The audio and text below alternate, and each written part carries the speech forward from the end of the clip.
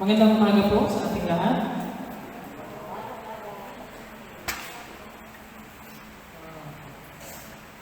Meron tayong mga nasa labas.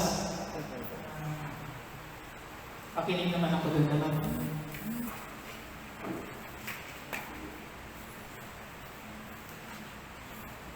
Nakaka-bless at nakaka-encourage po ang ating mga nakalipas na linggo.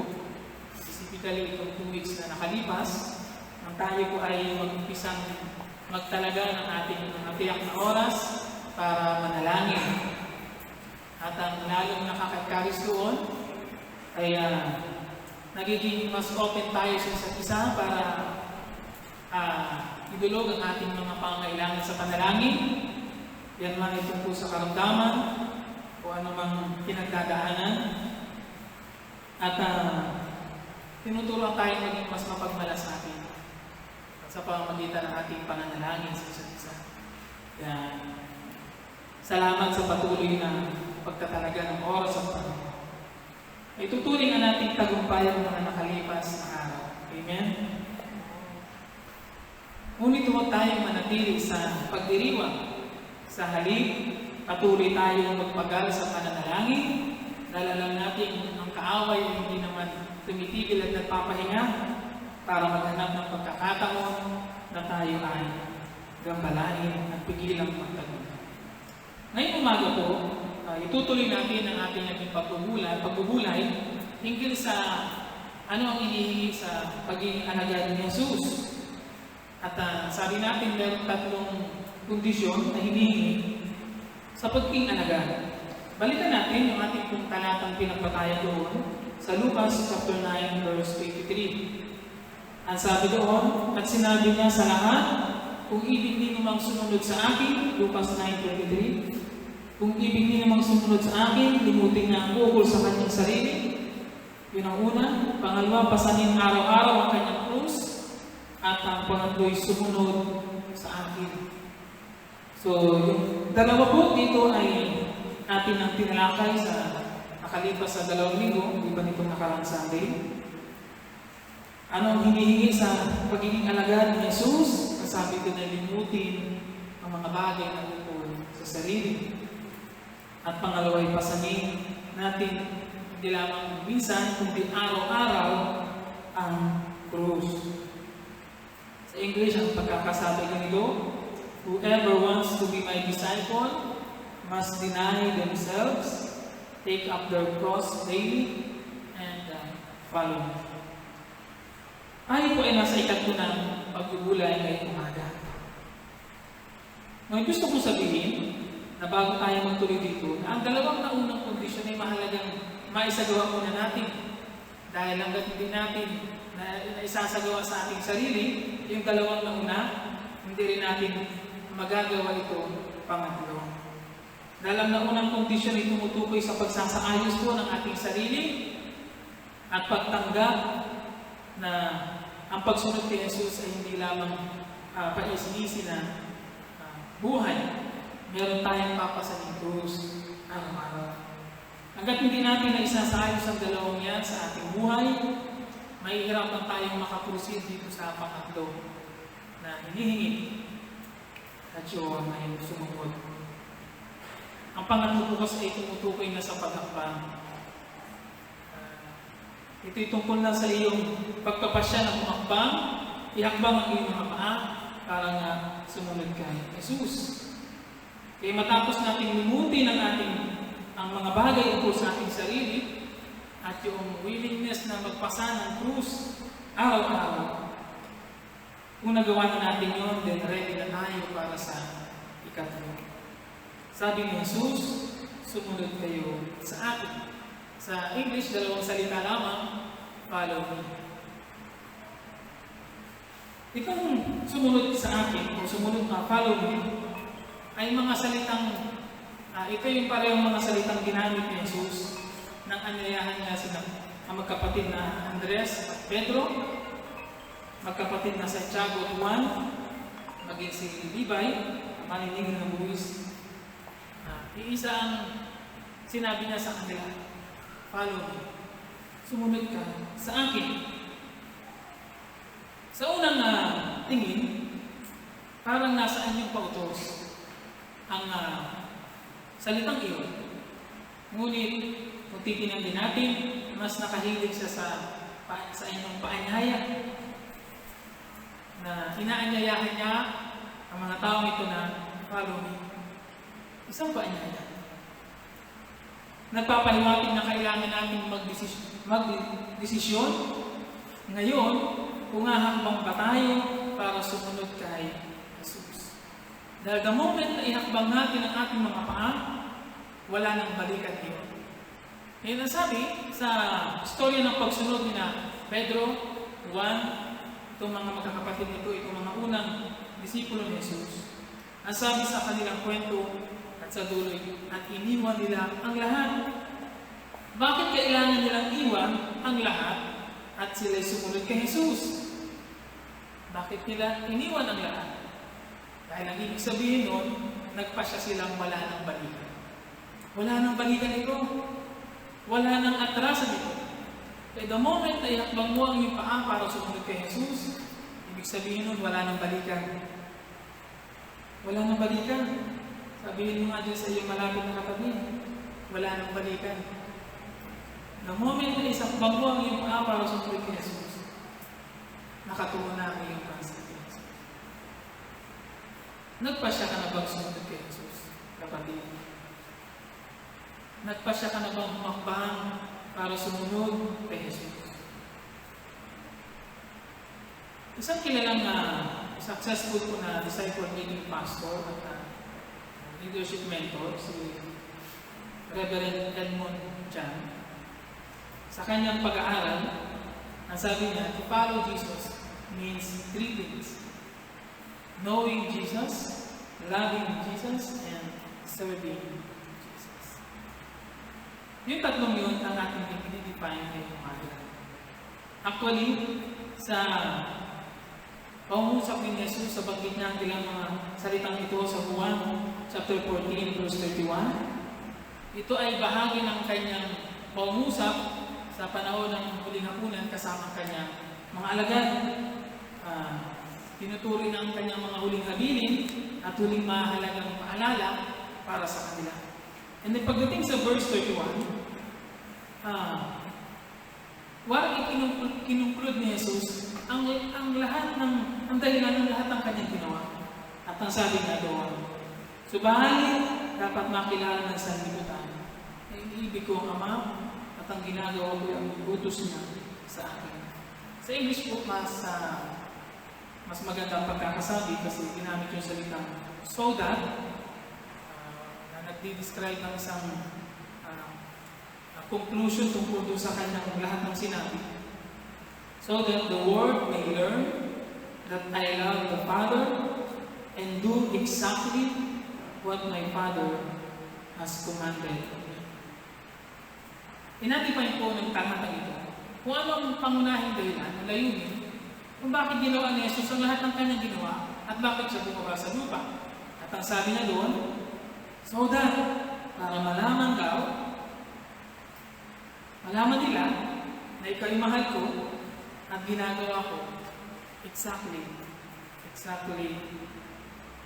what my Father has commanded. Kaya naroon yung salitang learn, love, and do. Sabi ni Pastor Edmond, that is the art of discipleship. That is the art of discipleship. Dito sa talatang ito.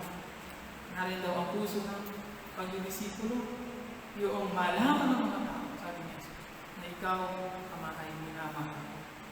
At ang lahat ng ginagawa ko ay ayon sa sinabi sa akin. Ngayong umaga, sundan natin yung pakahulugan ni Reverend Edmond tungkol sa anong ibig sabihin ng following Jesus. Una, sabi niya, it is knowing Jesus. Sa Philippians chapter 3, verse 8, ganito po ang sabi ni Apostol Pablo. Philippians chapter 3, verse 8. Oo, inaari kong kalugihan ang lahat ng bagay bilang kapalit ng lalong mahalaga. Ang pagkakilala kay Kristo Jesus na aking Panginoon. And then verse 10, tatalon ako sa verse 10. Ang tanging hangarin ko ngayon ay lubusang makilala si Kristo. Katulad po ng mga nag-uumpisang relasyon, nagsisimula muna sa getting to know each other. And, sa mga nag-uumpisang relasyon, doon muna, yun ang unang step, getting to know. At paglalim ng kanilang pagkakilala sa isa't isa, later on, paglalim din naman ang kanilang relationship sa isa't isa. At hanggang sa, yun ang magdidikta kung hanggang saan ang kaya nilang ikunit sa isa't isa. Depende sa lalim ng kaugnayan na meron na sila sa isa't isa. Ganun din naman sa ating po bilang mga alagad ng ating Panginoon, na kung ibig natin lumalim sa kaugnayan kay Kristo, kasi sinasabi natin Panginoon ng ating buhay, kailangan natin siyang makilala ng higit at mas personal. Ngunit kaiba sa mga relasyong alam natin, na both sides ay kailangan magsikap na magkakilanlan. Sa ating pong relationship na meron kay Jesus, tayo lang kailangan magsikap na kilalanin siya. Dahil si Jesus, hindi niya kailangan magsikap na tayo kilalanin. Dahil kilala na niya tayo. At nasabi pa kahit ang mali ng ating puso, alam niya, mismo ang hibla ng ating buhay bilang ng Diyos. Kaya sino ang kailangan mag-work out sa relationship na ito? Tayo. Tayo na mga lingkod. Tayo na mga anak ng Panginoon, ang Diyos. Tayo kailangan magpakita ng pagsisikap para lumalim sa ating kaugnayan sa Kanya. Kaya nga kung magkakaroon man ng problema sa ating kaugnayan sa Diyos o sa Panginoong Jesus, tiyak na ang problema ay hindi wala kay Kristo, tiyak na ang problema ay nasa atin. Ngayon, ang sabi po ni Jesus, follow me. Doon sa tinanggit ko kanina. Sabi doon sa Lucas, follow me. Napansin niyo po ba na ang salitang follow me ay napaka-personal? Hindi sinabi ni Jesus na follow us. Hindi niya sinabing follow us. Sumunod kayo sa amin. Sa alin, ang sabi niya, follow me. Ang paanyaya niya ay isang personal na paanyaya para sa isang tiyak na tao o mga tao. Sabi niya, follow me. Ito isang paanyaya, mga kapatid, ng pag-ugnayan. Isang personal at malapit na kaugnayan sa Kanya. Kaya nasabihin niyang follow me, hindi niya sinasabing sumama lang kayo sa akin. Hindi na Kanyang ibig lang sabihin. Sinasabi niya, follow me. Gusto kong magkakilala tayo, gusto kong makilala niyo ako, gusto kong magpakilala sa inyo. Follow me. Palaging personal ang paanyaya ni Jesus. At kung tumawag siya, palaging personal. Kaya kung meron man tayong matatanggap na tawag galing sa Kanya, tiyak na personal din natin marinig mula sa Kanya. Bakit ganoon ang paanyaya ni Jesus? Follow me. Dahil ang gusto ni Jesus ay mag-build ng kaugnayan sa atin, tayo sa Kanya. Para bang sinasabi ni Jesus, halika kayo, nais kong makipag-ugnayan sa inyo. Nais kong makilala niyo ako. Nais kong maging malapit tayo sa isa't isa. Ngayon, hindi po tayo maaaring nabago sa kaugnayan ni Jesus. Hiwalay sa pagnanasang makilala siya. Hindi tayo pwedeng nabago sa ating kaugnayan kay Jesus. Hiwalay sa pagnanasang higit pa siyang makilala. Ngayon, balik tayo sa binasa nating talata, sabi ni Pablo, inaari kong kalugihan ang lahat ng bagay, kapalit ng lalo mahalaga. Sa isang English translation po, ganito ang pagkakasabi. I count everything as loss compared to the priceless privilege and supreme advantage of knowing Christ Jesus, my Lord, and of growing more deeply and thoroughly acquainted with Him. Yes, everything is worthless when compared with the priceless gain of knowing Christ Jesus, my Lord. Masarap pakinggan sa English, nasabi nung salin nila yun. Priceless privilege ang makilala sa Jesus at supreme advantage. Hindi ko talaga sakto may Tagalog yung supreme advantage, pero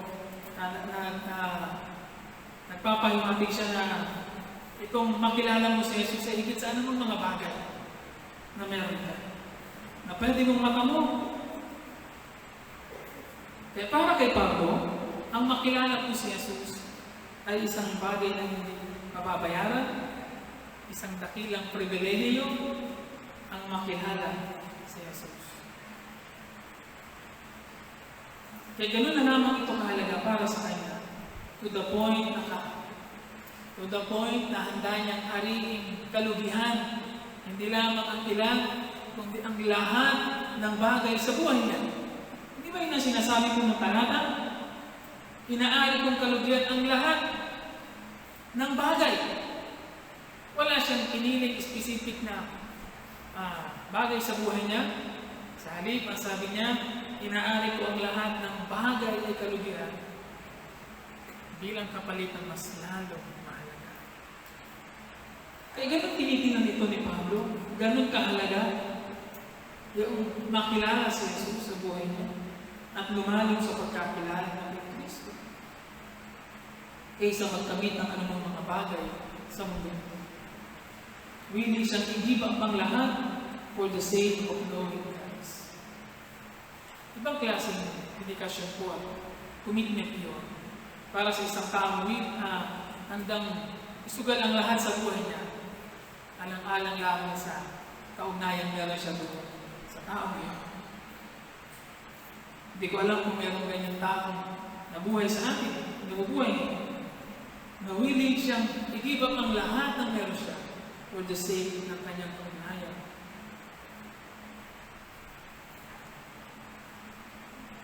Hindi ba't ganito rin po mismo ang ipinapahiwatig ng naging pagsunod Pedro, nina Juan at ng mga unang alagad?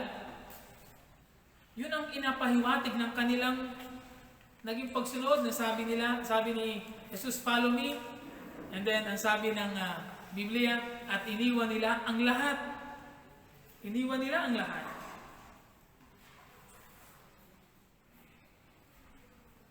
Noon din iniwan nila ang kanilang mga alambat, sabi doon, at sumunod kay Jesus. Agad nilang iniwan ang bangka at ang kanilang ama at sumunod kay Jesus. Kaya lahat ng wala silang binitbit sa pagsunod nila kay Jesus. Wala silang binitbit. Ang kanilang sarili lamang. Mahirap sumunod kapag hindi ka pa handang iwan ang mga bagay sa buhay. Nang magpasya ang mga alagad na sumunod po kay Jesus, maraming bagay pa silang hindi alam tungkol kay Jesus. Maraming bagay pa silang hindi alam tungkol kay Jesus nang sila'y sumunod. Pero sila'y sumunod na ng buong puso. At iniwan nila ang lahat. Kahit napakaliit pa ng kanilang kabatiran kung sino si Jesus. Ano ang patibay tungkol doon? Ang patunay po doon ay yung ilang mga pagkakataon na ang mga alagad ay nagkukomento tungkol kay Jesus na sabing, sino ang taong ito? Halimbawa, ang isang eksena ay nung sila ay nasa bangka at hinampas sila ng malakas na hangin, unos. Sa Lucas chapter 8 verse 25, ang sabi ganito, ngunit sila'y natakot at namangha at ang sabi sa isa't isa, sino kaya ito?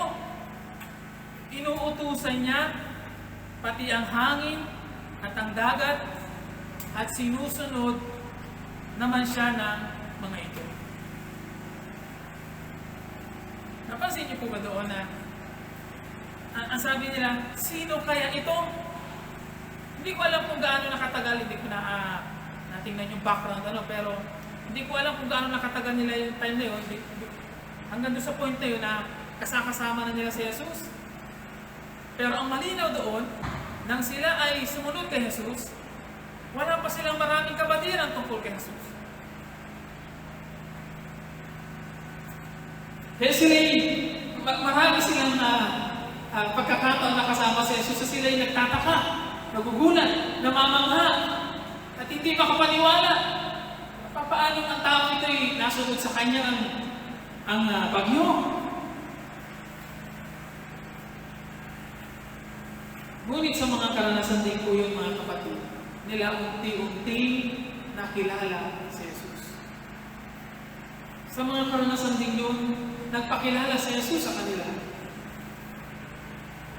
Gusto ko maniwala ng mga karanasan yun, hindi accidenting bang mga pangyayari, sadyang inalaw ng Diyos sa mga pangyayari yun para makilala nila si Jesus ng lubos.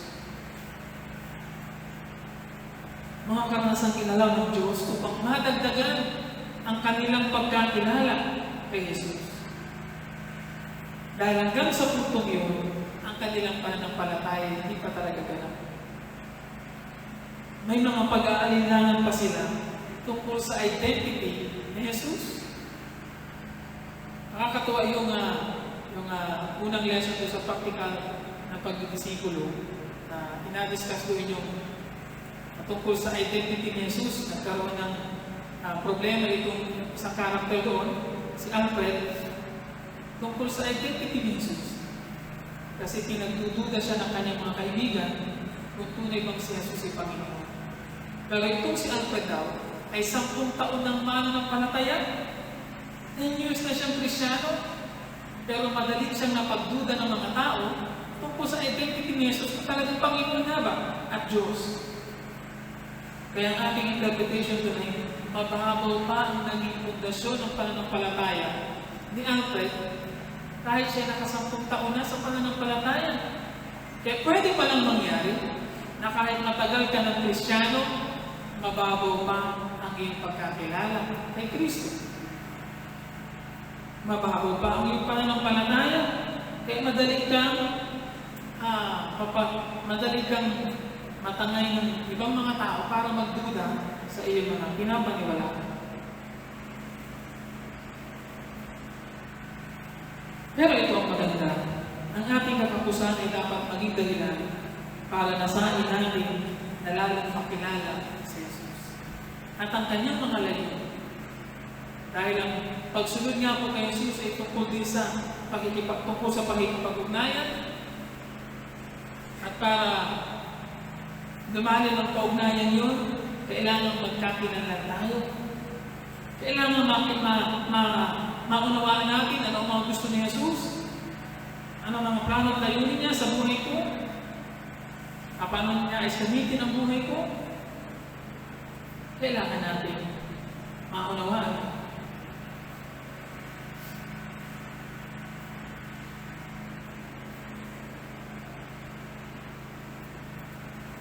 Maaaring nagkakaunti pang nalalaman mo kung naunawaan mo tungkol sa Kanya at sa mga layunin ni Jesus. Ngunit kung magpapatuloy po tayo sa ating pananampalataya, paghakbang sa pagsunod kay Jesus, aakayin ito tayo sa mga karanasang magpapakilala sa atin na si Jesus na ay tunay na Panginoon at makapangyarihan Diyos. Sa inyong mga naging pananalangin itong mga nakaraan ko, higit bang nakikilala niyo si Jesus sa buhay ninyo? Higit bang napapatunayan sa inyo kung sino si Jesus? Sa inyong mga nakaraang pananalangin, lalo na sa mga tinugon ng kanilang panalangin, hindi ba sa mga karanasan nangyayari sa buhay natin, lalong nadadagdagan ang ating pagkakilala at lalong tumatatag ang ating pananampalataya sa Kanya. At ito naman ang nakakatuwa po sa mga alagad ngayon. Kahit marami pa silang hindi naunawaan tungkol kay Jesus, sa kanyang mga ginagawa at layunin, wala kahit sino man sa kanila nag-back out na. Wala sa kanilang matras. Sa halip sila patuloy na sumunod at sumama kay Jesus. Saan man ito pumunta? At sabi ni Jesus, may isang pangusap na sinabi si Jesus na ganito, "Abide in me, and I will abide in you." Nagkaroon ako ng impression doon na upang lumalim tayo sa ating kaugnayan ni Jesus, kailangan natin manatili sa Kanya. Kaya sabi ni Jesus, "Abide in me. Abide in me, and I will abide in you." Nakanina yung unang aksyon. Ang unang aksyon ay sabi, "Abide in me." Tayo muna. And I will abide in you. Kailangan tayo muna ang magdesisyon. Kaya nung una, ang mga alagad maraming hindi alam tungkol kay Jesus sa kanyang mga ginagawa, layunin. Pero unti-unti, nakikilala nila, nadadagdagan ang kanilang pagkakilala, pagkaunawa tungkol sa Jesus sa kanyang mga ginagawa. Ngayon ko na-realize kung gaano kahalaga na hindi tayo dapat tumipigil para palalimin ang ating kaugnayan kay Kristo. Ang antas ng ating pagkakilala po kay Jesus, ang siya rin magdidikta kung anong antas na kaugnayan meron tayo sa Kanya. Kaya mahalaga na meron tayong mahalaga na tayo consistent sa pagbabasa, pagbubulay, at maging sa pananalangin. Yan po ang basic palagi sa atin. Nandiyan tayo palaging babalik. Kapag nagkakaproblema tayo ng kaugnayan kay Kristo, sa Panginoon, diyan tayo palaging babalik. Diyan nag-uumpisa ang ating relasyon sa Diyos. At sa Biblia, inilatag na ng Diyos ang lahat ng mga bagay na gusto niya sabihin para ipakilala ang kanyang sarili sa atin.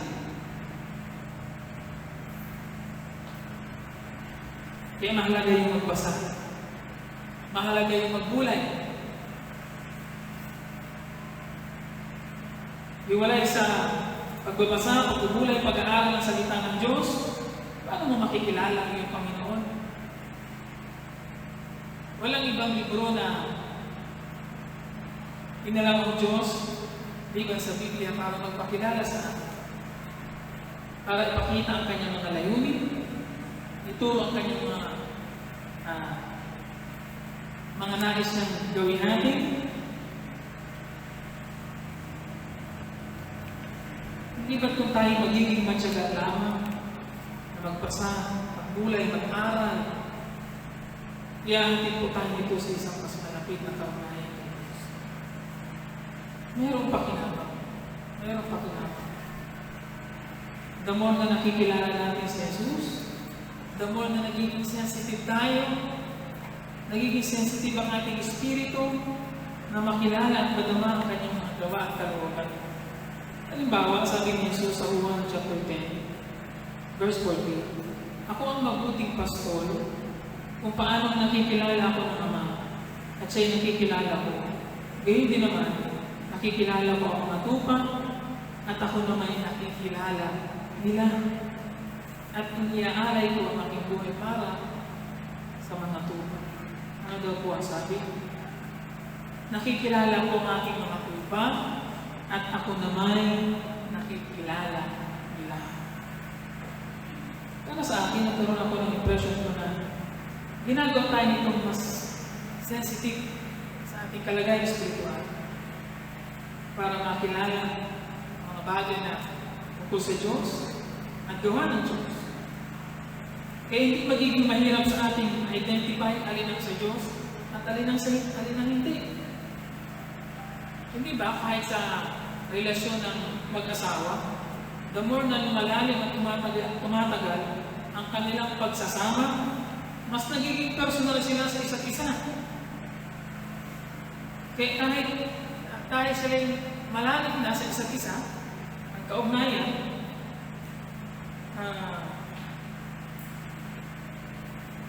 kahit sa amoy pa lamang, masasabi mo na kung siya kayo o hindi. Hindi na sa iyo mahirap kilalanin ng iyong asawa kahit nakapikit ang iyong mata. Ganun din naman po sa ating kaugnayan kay Kristo. Kapag lumalalim tayo sa pagkakilala sa Kanya, eventually, aakain tayo ng para lumalim sa kaugnayan kay Jesus.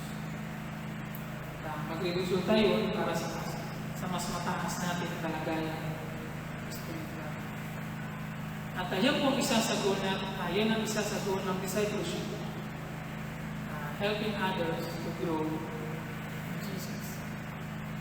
Tulungan ang mga taong lumago sa kanilang kaugnayan kay Kristo, makilala si Kristo, maunawaan ang mga layunin ni Kristo at masunod ang mga yun. Sabi po ng isang awit, to know you is the one to know you more. Know you is the one to know you more.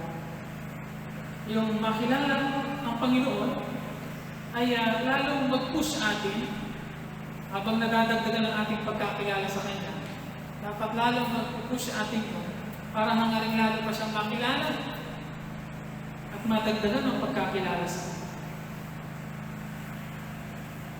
The more na nadadagdagan ang pagkakilala natin sa Panginoon, the more na dapat tayo nag-excite na lalo pa siyang makilala sa buhay natin.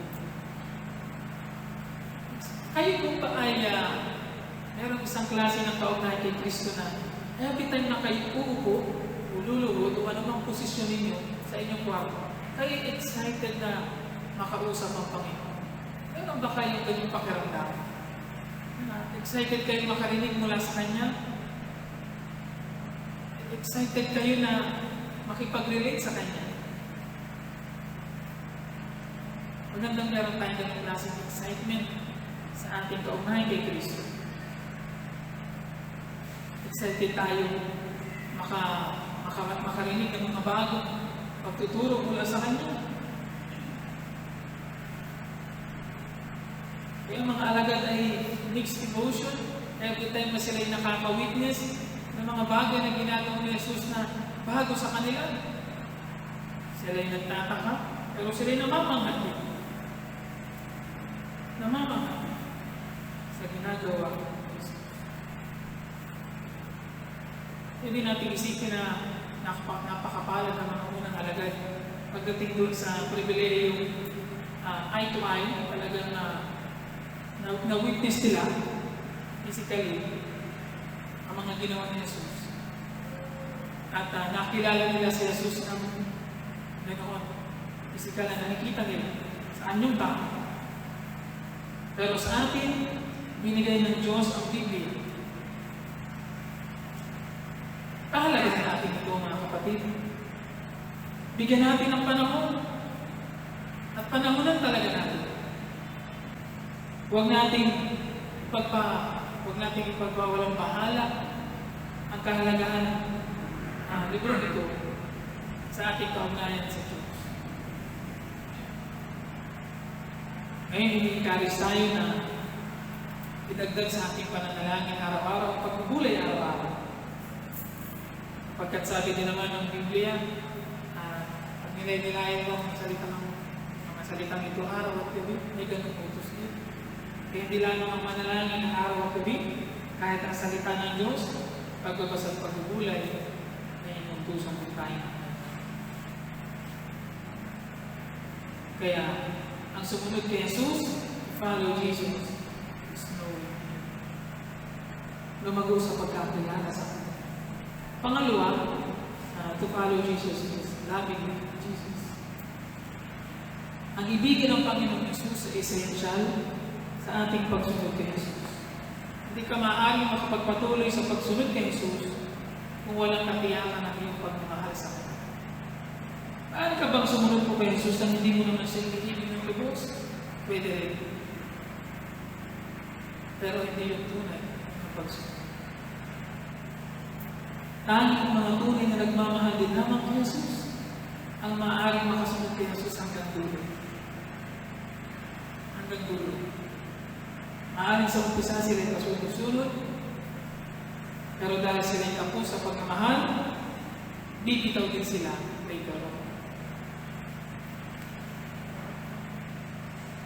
Hindi tayo maaaring lubos na makasunod kay Jesus nang hati ang ating puso kalahati ay nasa mundo at ang kalahati ay nasa Kanya. Ang hinihiling sa atin palagi buong puso, buong lakas, buong isip. At hindi kalahati lang. Sa Juan chapter 21 po, isang magandang halimbawa dito ay yung eksena kung saan katapos magbuhay muli si Jesus, pinatagpo niya ang kanyang mga alagad, at isa na dito si Pedro para ito yung moment of restoration. Pag-restore kay Pedro.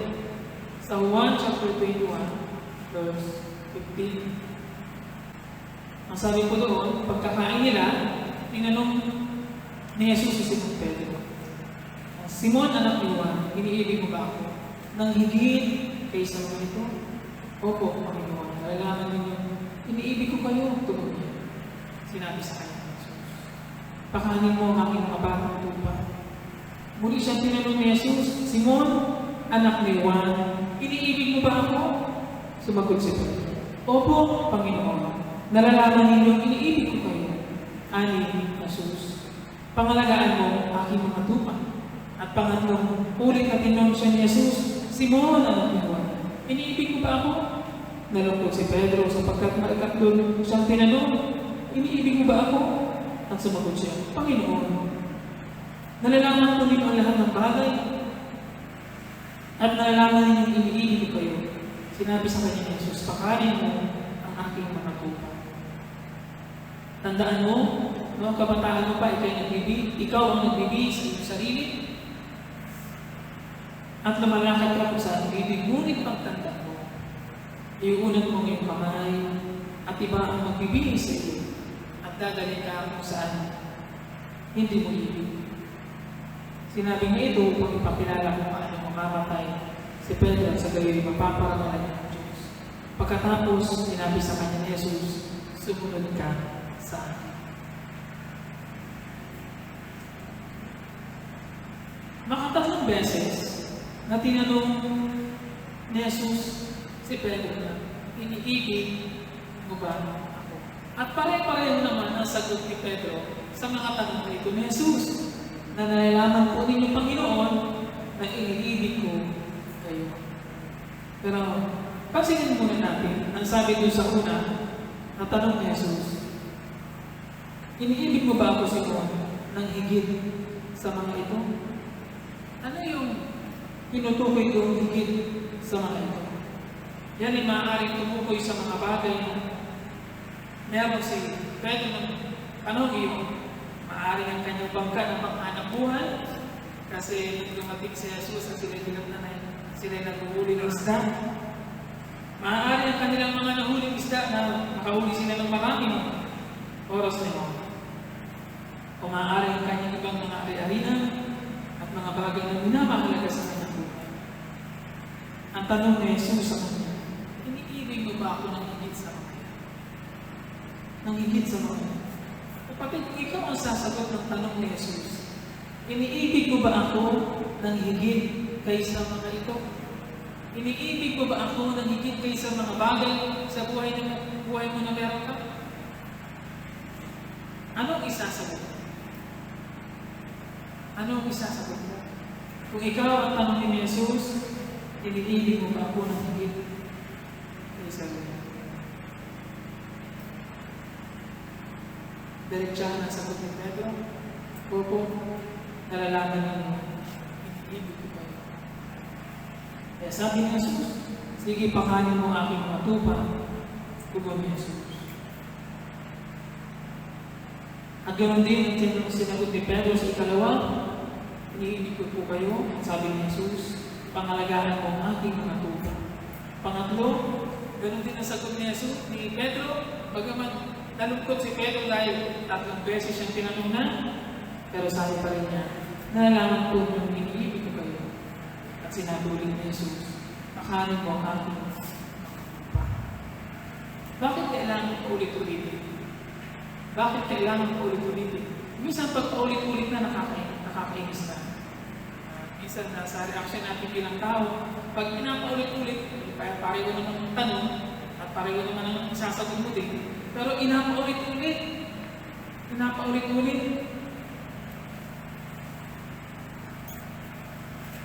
Pero bakit nga ba kailangan 3 beses na ulitin yun kaya? 3 beses yung inulit ni Jesus na itanong kay Pedro. Ang nakita ko po ito, pinapakita ni Jesus na ang una at pinakamahalaga sa lahat, bago tayo lumako sa ating mga serbisyo o paglilingkod, ay ang pagmamahal muna sa Kanya. Kailangan tiyak muna natin sa ating puso, minamahal ba natin talaga si Jesus nang higit sa mga bagay na meron sa atin, then pwede na tayo mag-proceed sa ating paglilingkod. Maaari tayo dumako sa ating pag-ministeryo, paglilingkod na walang pag-ibig, ngunit hindi yun ang ibig ni Jesus. Ginagawa lamang natin out of service. Pero hindi ganoon ang ibig ni Jesus na mangyari. Ang unang inahin ni Jesus ay ang ating pagmamahal sa Kanya. Ang matutunan natin siyang mahalin nang higit sa anumang bagay na mayroon tayo sa ating buhay. Mga bagay na minamahalaga bago tayo dumako at gumawa sa gawain ng Panginoon. Nais ni Jesus ang ating magiging paglilingkod ay resulta ng ating pagmamahal sa Kanya. Ang ibinigay kong assignment kay Pedro ay pakanin at alagaan ng mga tupa. Pero yung mga tupa na tinutukoy ko dito, hindi naman mga literal na tupa. Ito ay ina-describe dito yung mga nanampalataya kay Jesus, mananampalataya kay Jesus, at yung ibang mga sumunod kay Jesus. Binibigay kay Pedro ang katungkulan na sila ay pangalagaan, pakanin, alagaan. Mabigat na katungkulan ang mag-alaga ng mga tao. Minsan darating tayo sa isang punto ng karanasan na tayo ay mapapagod, lalo na kapag ang mga pinapangunahan ay ayaw sumunod at tumitigas ang mga ulo. Maaaring huminto ka na. Kasi iba-iba ang mga tao ito. Iba-iba ang mga pinagmulan, iba-iba ang mga ugali. Kapag tayo maglilingkod out of the service lamang, dahil napag-utusan tayo, at hindi dahil sa pagmamahal natin sa Diyos, pwede kang mapagod. At pag napagod ka, maaari ka nang huminto. Hindi ka natutuloy. Pero kung ang ating mga ginagawa ngayon na paglilingkod ay dahil sa ating pagmamahal kay Jesus, kahit dumating ang panahon ng pagkapagod, hindi tayo titigil. Hindi tayo hihinto. Dahil ginagawa natin ang mga bagay na ginagawa natin ngayon dahil mahal natin si Jesus. Hindi tayo naglilingkod para kunin ang pabor ng mga tao. Naglilingkod tayo dahil mahal natin ang Panginoon. Kaya ginagawa natin ang mga bagay na ginagawa natin ngayon out of love natin kay Jesus. Sabi ni Jesus, verse 18, tandaan mo, noong kabataan mo pa ikaw ang nagbibihis sa iyong sarili at lumalakad ka kung saan umiibig. Ngunit pagtanda mo, iuunan mo ang iyong kamay at iba ang magbibihis sa iyo. Dadalhin ka nila kung saan hindi mo ibig. At sinabi niya ito, upang ipakilala kung paano mamamatay sa iyo. Masaklap ang magiging kamatayan ni Pedro. At ang totoo ay sa halos lahat naman ng alagad ni Jesus, naging masaklap ang kanilang mga kamatayan. Pero bakit kailangan banggitin ni Jesus ang tungkol sa magiging kamatayan ni Pedro? Para sa ating hindi kaaya-ayang pagkwentuhan niyon, lalo pa kung sa ganung masaklap na paraan ka mamamatay. Pero bakit binanggit yun ni Jesus kay Pedro? At ano ang kaugnayan ng sinabi ni Jesus tungkol sa kanyang tanong kay Pedro na iniibig ko ba ako? Ang kaugnayan kong nakita ko ito sa isang alagad na totoong umiibig sa Panginoon, kahit ang kamatayan hindi niya kakatakutang harapin. Masunod lamang ang ipinapagawa ng kanyang Panginoon. Bakit ang mga alagad ni Jesus, pagkatapos ng mabuhay siya magmuli at pinalakas ang kanyang mga alagad, ano ba ang eksena bago mapako si Jesus. Unang napako si Jesus, ang mga alagad ay biglang nabuhay sa takot, pag-aalala. At sila nagkanya-kanya ng takbo. At tila wala na kahit isa sa kanila ang nag-iisip na si Jesus ay muli pa nilang mamingit na buhay. Sila ay pinanghinaan ng ito. Kaya sa pagkabuhay ng muling ni Jesus, ang talagang kanyang immediate na ginawa, pinalakas ang mga alagad. And then, isinuro muli sila. At sa enkwentro nito kay Pedro, ganito ang kanyang sinabi. At sundan ninyo ang naging kwento ng mga alagad ni Jesus pagkatapos ng mga pangyayari. Lahat sila namatay na dahil sa pagsunod kay Jesus. Meron sa kanilang pinugutan ng ulo, meron sa kanilang sinalang sa kumupulong mantika. Hindi ba sila natakot? Alam nila na may naghihintay na panganib sa kanila. Pero hindi sila natatakot. Naharapin ang kamatayan. Sa akin, nakita ko doon na bakit hindi sila natakot. Maaaring ilang tao may takot. Normal lang nakaramdam nun. Pero bakit hindi sila natakot? Naharapin kahit alam nilang buhay nilang nakataya. Dahil sa pagmamahal. Ngayon, gaano mo kamahal ang Panginoon? Handa ka bang mamatay? Masunod lamang ang ipinapagawa niya sa iyo? Kapatid, tayo ba ay nasa ganung level na ng ating pagsunod kay Jesus? Ang ating pagmamahal sa Kanya? Na handa natin itaya ang ating buhay alang-alang sa pagsunod sa Kanya pinapagawa. Sabi ni Jesus kay Pedro, sa gayoy mapaparangalan niya ang Diyos. Kahit sa kamatayan ng kapatid, ginagamit ng Diyos ang kamatayan nila. Ginamit ng Diyos ang kanilang mga kamatayan para ng pangalan, maparangalan ang pangalan sa Diyos. Ang mamatay alang-alang sa ating pagsunod at pagmamahal sa kay Jesus ay nagdadala ng higit na karangalan sa Diyos. Hindi ba dyan ang pinakalayunin ng ating buhay, mga kapatid? Tayo ay nabubuhay para maparangalan ng Diyos sa buhay natin. Yan ang very reason kung bakit tayo nag-exist. To glorify God. Kaya nasabi ng Jesus, kamatayan ni Pedro, sa gayoy mapaparangalan ng Diyos. Kahit yung kamatayan, accomplish yung purpose nito na parang mga Diyos. Kaya masaklap ang naging kamatayan, pero sa kamatayan nag-glorify.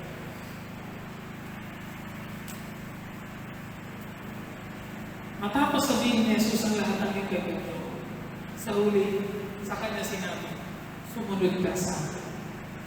Nakita niyo ba na doon lang sa dulo niya sinabi na, follow. Ang huling naging pag-usap ni Jesus, kay Pedro, after ng conversation niya, follow.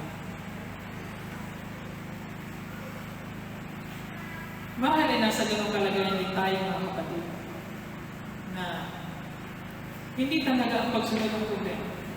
Marahil lang talaga ang problema ng pag-ibig natin kay Jesus. Kung ang pag-ibig na meron tayo sa Diyos, bakit nahihirapan kang sumunod? Nag-umpisa ka na marahil ng makbang, pero bakit nahihirapan ka na magpatuloy sa pagkakbang? Marahil ay kinakapos ka pa sa pagmamahal. Hindi mo pa talaga pupuso ng minamahal sa buhay mo. Dahil marami pang bagay sa buhay mo ang hanggang ngayon ay binibitbit mo pa at hindi mo pa binibitawan. At tigid mong minamahalaga ang mga iyon kaysa sa Diyos. Kaya ito po ang na-realize ko, mga kapatid. Sa enkwentro ito ni Jesus kay Pedro, bago natin, ako, halimbawa bilang isang leader, bago natin bigyan o atangan ng isang gawain, ng isang tao, o bago natin siya isugo, tiyakin muna natin ang isang bagay. Iniibig ba niya ang Diyos? Ang puso, kaluluwa, isip at lakas. Kailangan niya muna ang pabiyak natin. Kung magsabi siyang maglilingkod, tiyakin muna natin ang isang bagay. Iniibig mo ang Diyos. Nang higit sa anuman sa buhay mo. Mahalaga.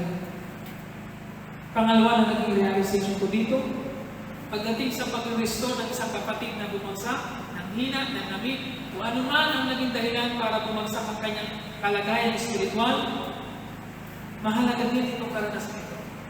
Paano natin sila tutulungang ma-restore, tumayo muli, at muling lumakas sa kanilang buhay pananampalataya, akayin natin silang bumalik sa kanilang first love. Dahil malamang-lamang, ang dahilan ng kanilang pagbagsak at panghihina ay dahil sila ay nawawala ng pagmamahal sa kanilang first love. Hindi na nila naiibig ang Diyos na ayon sa hinihingi.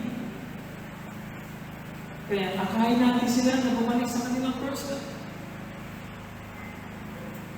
Akayin natin silang muling matutunang mahalin ang Panginoon nang higit sa anumang bagay sa buhay nila.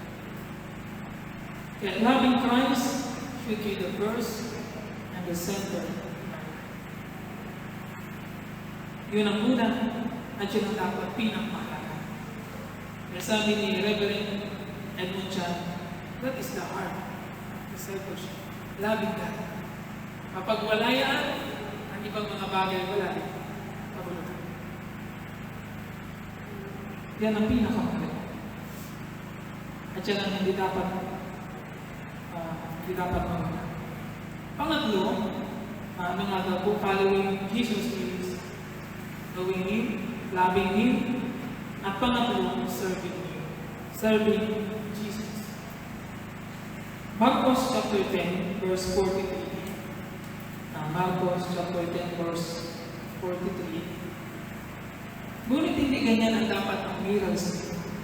Sa halip, ang sino man sa inyo nag-ibig, maging dakila, ay dapat na maging dakila, maging lingkod. At sino mag-ibig maging pinuno, ay dapat maging alipyan ng lahat. Sapagkat ang anak ng tao ay naparito, hindi upang paglingkuran, kundi upang maglingkod. At ibigay ang kanyang buhay sa ikatutubos ng paraan. Ang pag-usap po nito ni Jesus ay nabanggit niya tugon doon sa sinabi nitong magkapatid, sina Santiago at Juan, na sila ay humihiling kay Jesus na baka pwedeng sila doon paupuin sa kanan ng Diyos. Sa version naman ni Mateo ba yun, parang yung nanay naman ang nag-request na sila doon pumesto sa tabi ng Diyos. Doon daw sa Panginoon. Yan ang sagot ni Jesus sa kanila ito. Bahagi na naging sagot ni Jesus sa kanila. Hindi ganyan ang dapat magpiral sa inyo. Sa halip na ibigin nyo maging dakila, ibigin nyo maging lingkod. Ang sino mang ibig maging pinuno, mas ibigin nyo maging alipin na lahat. Masyadong takot ang aking atensyon doon sa salita. Hindi ganyan ang dapat umiral sa inyo. Hindi ganyan ang dapat umiral sa inyo. Hindi dapat yan ang maging hangad ninyo. Ano ang nakita ni Jesus doon? Yung laman ng kanilang puso. Nakita ni Jesus ang tunay na laman ng kanilang puso out of that request. Kaya sagot ni Jesus, mga nagnanais maging dakila, mas ibigin maging lingkod. Mga nagnanais maging pinuno, mas ibigin maging alipin ng lahat. Hindi yan ang dapat umiral sa iyo. Mga kapatid, kamusta tayo bilang alagad ng Jesus, bilang tagasunod ni Kristo? Tama pa ba ang laman ng ating puso? Itinuro ni Jesus sa mga alagad niya. Ang ibig sabihin ng pagiging alagad ng Panginoon. Hindi ito tungkol sa pagtatamo ng mataas na kalagayan ng posisyon. Hindi ito tungkol sa pagiging magaling o mahusay. Hindi ito tungkol sa pag-angat ang iyong kalagayan. Ang sabi ni Jesus, hindi ganyan ang dapat kumihira sa inyo. Hindi dapat yan ang maging focus ninyo. Sino sa atin ang nag-iisip na dahil tayo ligtas na, tayo nakakahigit na sa iba? Maaaring tama yun sa isang banda. Sa pag-iisip na tayo nasa panig natin ng Diyos, talagang tayo tunay na nakakahigit sa iba. Ngunit hindi yun nangangahulugan na may karapatan na tayong itaas ang ating sarili. Dahil ang totoo wala naman tayong karapatan sa lahat nang meron tayo ngayon sa ating buhay, pinaging dapat lamang tayo ng Diyos. Natanggapin ang mga ito. Ang dalawang alagad na yun, at yung nanay nila sa version na kayo, nakapokus sa posisyon, sa matapa mo, sa makukuha. Ngunit sabi ni Jesus, hindi ganyan. Huwag ganyan. Huwag kang ganyan mag-isip. Hindi ganyan ang inaasahan ko sa iyo. Ang pagiging alagad ay ito. Ito'y tungkol sa pagpapakababa ng iyong sarili, even sa level ng pagiging alipin ng lahat. Diba yun ang sabi ni Jesus? Ang maging alagad tungkol dito, yung pagpapakababa ng iyong sarili, even yun sa level ng pagiging alipin ng lahat. Nais ni Jesus na matutunan nila ang layunin ng kanilang pagiging alagad. At anong hindi nila sa kanila. Inihalimbawa ni Jesus ang kanyang sarili para maintindihan nila namin. Inihalimbawa niya ang kanyang sarili, sabi niya, hindi naparito ang anak ng tao, hindi upang paglingkuran, kundi upang maglingkod. Pero yung pag-iisip, ang gusto ni Jesus na dumating sa kanila. Hindi ako naparito para paglingkuran, para maglingkod. Sabi ng isang statement, we are saved to serve. Niligtas tayo para gawin, pinapagawa ng Diyos, at maglingkod sa Kanya. Naligtas tayo para maglingkod. We are designed and shaped to serve the Lord. Huwag ko pamilya kayo sa salitang shape. May acronym yun ay we are shaped to serve the Lord. At yung shape nyo, ibig sabihin daw ay spiritual gifts, H ay heart, mga bako. A ay abilities, ang IUP. Yung E ay experience, ang PIP. We are shaped to serve the Lord. Ang buhay daw natin ay hinuhulma ng Diyos para ipagamit sa Kanya at para mapaglingkuran siya. At sabi ni Jesus, ako hindi naparito para paglingkuran ninyo. Ako hindi naparito para maglingkod siya. Si Jesus ay hindi nagpaupo ng kanyang panahon dito sa lupa. Hindi siya bumaba sa lupa para imbitahan ng mga tao sa isang bahin. Bumaba siya dito sa lupa para gawin ang ipinapagawa sa kanya. Sabi ni Jesus sa kanyang mga alagad, ang pagkain ko ay ang tuparin ng kalooban ng sugo sa akin at ganapin ang ipinapagawa. Ganapin ang ipinapagawa sa kanya ng Ama. Dahil lahat ng pagpapagal, paglilingkod ni Jesus ay dahil sa kanya pagnanais na ganapin ang ipinapagawa sa kanya ng Diyos. Kamusta tayo bilang alagad ng Panginoon? Nagagawa mo ba ang ipinapagawa sa iyo ng Panginoon? O baka mas tamang itanong, may ginagawa ka ba para paglingkuran ang Panginoon? Dahil kung kinikilala mo ng ang Panginoon si Kristo ng buhay mo, the term na Panginoon ay nag-describe na Ano ang kalagayan natin ngayon? Tayo ay mga alipin niya. Tayo ay mga tagasunod niya. At bilang tagasunod at mga alipin, dapat meron tayong ginagawa para sa Panginoon. At ang ginagawa natin ay hindi pinapagawa niya. Ito ang mas tamang tanong ko, may ginagawa ka ba para paglingkuran ng Panginoon? Sabi ni Jesus, ang nais maging dakila, maging lingkod. Ang nais maging pinuno, maging alipin ng lahat. Ginamit ni Jesus yung mga salitang lingkod at alipin para ilarawan kung anong ibig sabihin ng maging alagad. Tayo ay mga lingkod at alipin. Ang lingkod ay mayroong pinaglilingkuran, ang alipin ay may pinagsisilbihan. Ang salitang lingkod at alipin nagbabato ng kaisipang merong inaasahan sa atin o ina-expect sa atin ang ating pinaglilingkuran. Inaasahan sa atin o ina-expect sa atin na tayo maglilingkod, magsisilbi, dahil hinihingi yun ng ating kalagayan bilang alipin, bilang lingkod. Kaya ang tanong ko kanina, kung ikaw ay lingkod ng Panginoon, kung ang Panginoon mo si Kristo, at ikaw ay alipin, lingkod niya, at yung salitang alipin at lingkod ay nagbabago ng kaisipan, mayroong inaasahan sa atin, inaasahan tayo maglilingkod, magsisilbi. Ang tanong ko ay, nagsisilbi ka na ba? Naglilingkod ka na ba sa Panginoon mo? Ipinapagamit mo na ba ang buhay mo bilang lingkod niya at gawin ang kanyang pinapagawa? Kaya ang maglingkod sa isang alagad, mga kapatid, ay hindi isang option. Ang maglingkod sa isang alagad ay hindi option. Ito isang bagay na sa ating inaasahan at hinihingi ng ating kalagayan bilang alipin. Ang tayo maglingkod sa ating Panginoon. Kung hindi ka willing na maglingkod, marahil hindi ka pa talaga alipin ng Panginoon. Ulitin mo. Kung hindi ka pa talaga willing na maglingkod, marahil ay hindi ka pa talaga alagad ng Panginoon. Hindi ka pa ready na maging alagad ni Jesus.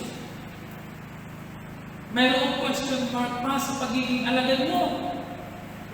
Kung hanggang ngayon ay hindi mo pa rin pinaglilingkod ang buhay mo sa Panginoon. Gaano ka nakatagal na Kristiyano, kapatid? Ang tanong ko, are you serving the Lord now? Nagagamit na ba ng Diyos ang buhay mo? Kung hindi ka maglilingkod ayon sa hinihingi sa iyo bilang alagad, malitin niya, nawawalan ng sense ang pagiging alagad mo.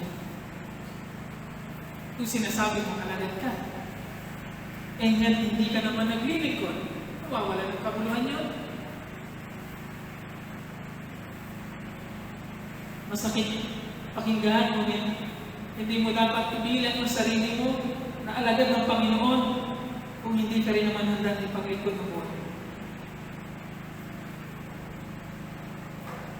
Kung hindi ka rin handa at willing na ipaglingkod ng buhay mo, anong katuturan na maging alagad na ba ng Jesus? Ay wala nang mapapala sa iyo. Ganito ang sabi ni Jesus, Juan 12:26, dapat sumunod sa akin ang maglilingkod sa akin, at saan man ako naroon din ang aking lingkod. Pararangalan ng Ama ang sino man naglilingkod sa akin. Nihambing ko po sa English translation. At ganito ang sabi ng Juan 12:26. Sa New English translation, ganito ang sabi. If anyone wants to serve me, he must follow me. And where I am, my servant will be too.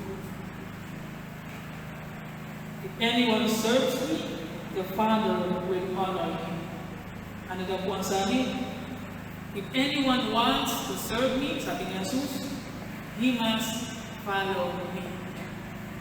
Kaya bago yung paglilingkod, ano yung sinasabi dito? Sumunod ka muna sa akin. Kaya yung paglilingkod, yun ay resulta din ng ating pagsunod kay Jesus. Kaya inaasahan sa atin, inaasahan mo sa atin ang mga sumunod kay Jesus.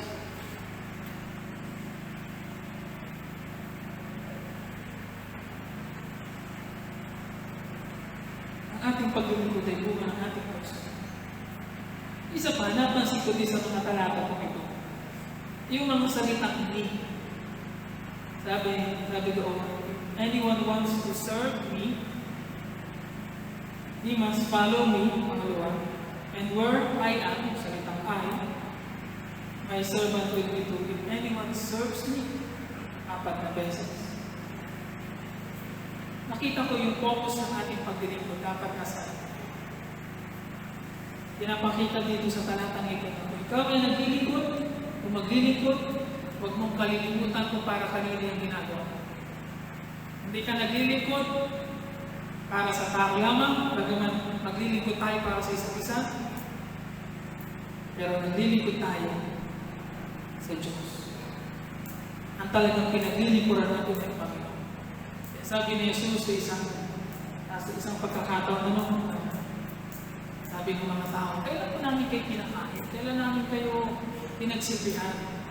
Sabi niya, nung ginawa niyo ito sa pinakahamang, ginawa niyo na ito sa amin. Kaya kahit yung ating paglilingkuran sa isa't isa, yun ay paglilingkod natin sa Diyos talaga. Kaya it's not about us, it's all about Jesus. Kamusta na po ang ating mga paglilingkod? Mahirap pa ba sa iyo ang maglingkod ngayon? Ano ang pumipigil sa iyo para ipaglingkod mo ang buhay? Ano ang pumipigil pa sa iyo para ipaglingkod mo ang buhay? Para ilan yung mga inaalala sa buhay nito, sa buhay nito. Sabi ni Jesus, seek me first, and I will add this thing. Philippians chapter 2, verse 5-8, sabi ni Panginoon, magpakababa kayo tulad ni Kristo Jesus. Kahit siya ay Diyos, hindi siya nang pumilit na manatiling kapantay ng Diyos. Sa halip ay kusa niyang pinitiwan ang karapatan niya ito at namuhay na isang alipin. Pinanganak siyang tulad ng isang karaniwang tao. Siya ay magpakababa at naging masunuri hanggang kamatayan. Oo, hanggang kamatayan sa Diyos. Kung nahihiraman ka pang ipaglingkod ng buhay, maraming makakatulong sa iyong talaman. Pag nilay-nilay na sinasabi ni Pablo sa anak, ano ang ginawa ni Jesus para maipaglingkod ng kanyang buhay? Kailangan niya ibaba ang kanyang sarili. E pinilit niya na mamuhay bilang isang tao. Napansin ko ang 3 bagay sa talatang ngayon. Una, hindi siya nagpumilit ng manatiling kapantay. Pangalawa, kusa niyang iintiwan kanyang mga karapatan.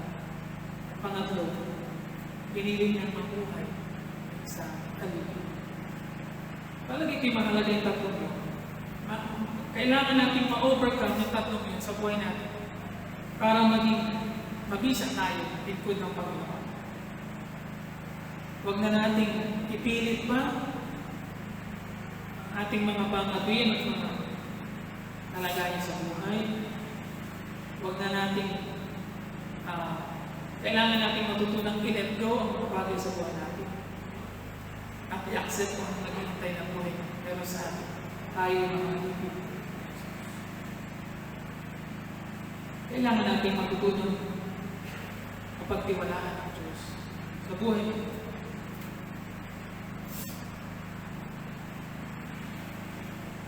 Nagawa ni Jesus ang mga yan, magagawa ko. Magagawa rin natin. Kung nagawa ni Jesus na mag-set ng ganyan example bilang isang alipin, bilang isang lingkod, magagawa rin natin. Magagawa rin natin. And maaaring ang tanong niya, gusto ko na po mag-lingkod talaga. Pero hindi ko po alam kung ano ang aking napag-lingkod. Maraming pwede tayong magpaglingkod sa buhay natin. Sabi nga kanina, kailangan lang natin discover sa ating sarili. Ano ba yung inilagay ng Diyos na kakayanan sa atin? Doon ka mag-umpisa. Ano yung inilagay ng Diyos na kakayanan? Husay yung galing sa iyo. Doon ka mag-umpisa. Hanggang ma-discover kung saan ka talaga nais ng Diyos na gamitin bilang kanya.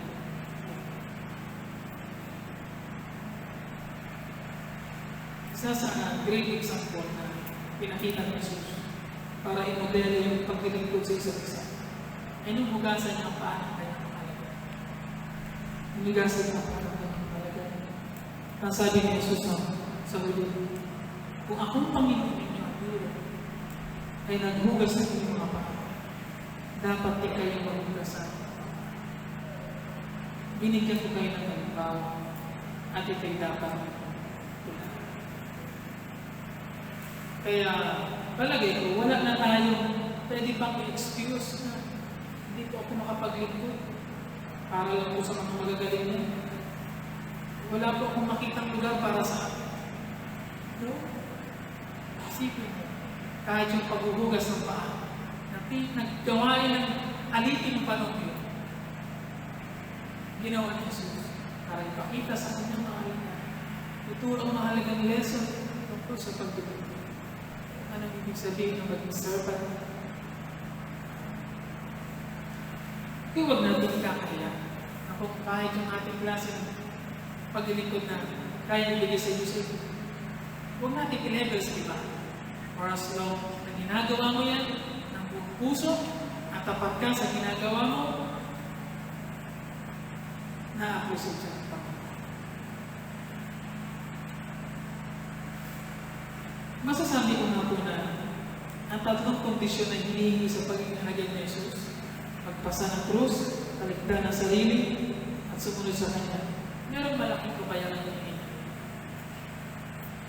Ang maging alagad ng Panginoon na hindi biro, bagaman ito'y isang pribilehiyo.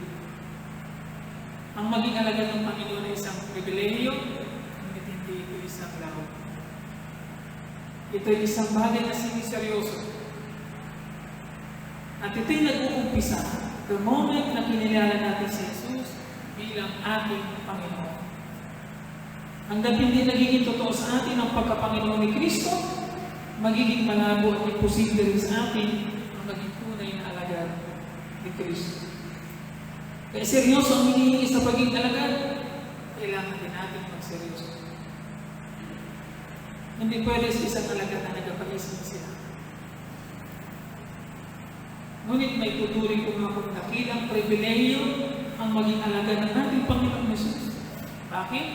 Sino ba naman tayo para maglingkod sa Diyos na hari ng mga hari? We serve the King of Kings, the Lord of Lords.